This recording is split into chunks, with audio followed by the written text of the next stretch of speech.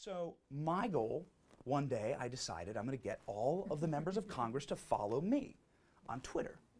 I want to be the first reporter who gets all that to happen. Now, I understand how the model has been broken down, and now I'm going to use that to my advantage. Here's how I accomplished my goal. I realized that the people who are controlling the Twitter, of course, is not the members. They are who? Staff. Who are typically the young bored staff who couldn't possibly be more bored right now during the appropriations meeting. And they're running their boss's Twitter, and I created an opportunity. I said, if you follow me on Twitter, I will make a kitty that looks like your boss. And I will find a goofy photo of your boss, and I'll find a kitty that's doing the same thing. And I'll tweet it back at you as a reward for following me on Twitter. And so what happened was staffers started getting the hint that they could get kitties. This is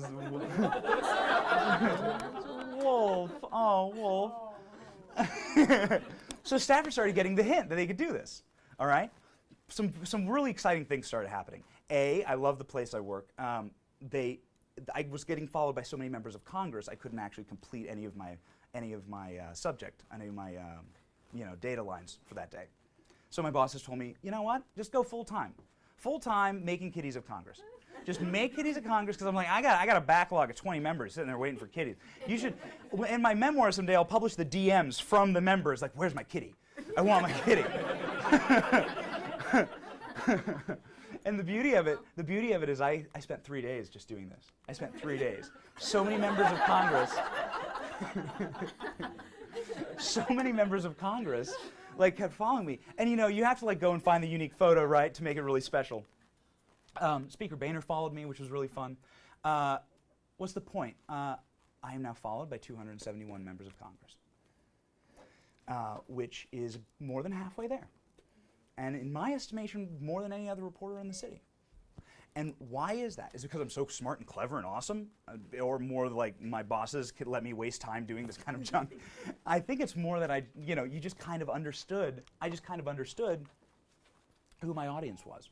This is the first thing I learned about virality. You have to know who you're speaking to. I knew who was running the Twitter handle, and I addressed them. I knew they would be bored and they would get a chuckle out of their boss being a kitty. And that's how I'm accomplishing my goal. I'm not going to stop until I get all of Congress. We're going to start Puppies of Congress actually next week, because some people are just dog people. But in the end, you know your audience.